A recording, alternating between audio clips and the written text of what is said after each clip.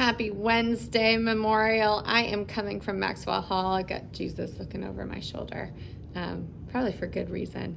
And I have just been sitting here thinking about what Derrick Scott brought this week. I mean, every time that he comes into our space, every time that he preaches, it is a word that can carry with us for the rest of the week, actually probably for the rest of our lives. And for me this week, the message of talking about anger, about the real feelings that we have as human beings, that we can feel, that are true, it really drove home the message to me that we have to really consider what it means to be followers of Jesus as human beings. We have to be honest about our anger. We have to be curious about it, but also know that anger is not a transformative feeling. It's an informative feeling, and we are responsible to that. And you know what? I'll be the first to admit that I don't like to get angry. I would love for everything to be happy and go lucky, and I don't like being angry. And I probably say that to Austin a few times every day. It's like, honey, I don't want to be angry at you right now. Don't make me cross. That's my go-to phrase. But realistically, I don't like to be angry. But you know what happens sometimes when I'm not angry? When I say, yeah, I'm not going to do that.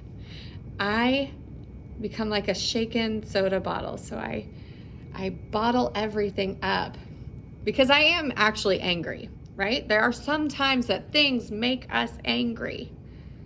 And instead of handling those emotions, instead of getting to what maybe the underlying issue, I let it all bottle up. And then it explodes at another time and maybe around another person who doesn't even deserve that, who had nothing to do with the initial situation, but just happens to be in the crossfire.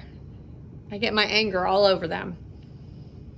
And so that's where I go back to Derrick's conversation and Derrick's message about figuring out what we do with our anger. What is it that's causing us to be angry? Takes that reflection, takes us learning how to look at what's really inside us, and then transforming our hearts so that we can look to Jesus, so that we can act in kindness, so that we can act in love, that we can recognize that anger is a powerful tool to inform the hurts of this world, but then we have to do something different, and we have to move forward to allow our lives to be transformed by the love of Christ. We have to move forward and work through forgiveness, which is the hardest thing I can only imagine for some people, the types of forgiveness that they have to offer. It's something that's a process. And so if you're angry, be angry. Don't let that bottle up inside, but we also have to then dig a little deeper. And then we have to move forward in love and kindness because we are united. And that doesn't always seem very easy to do. And still, we are called to that anyway. Let that be something that you sit with this week. Want to chat about it more? I'm always happy to have a conversation. My door is always open. Be well.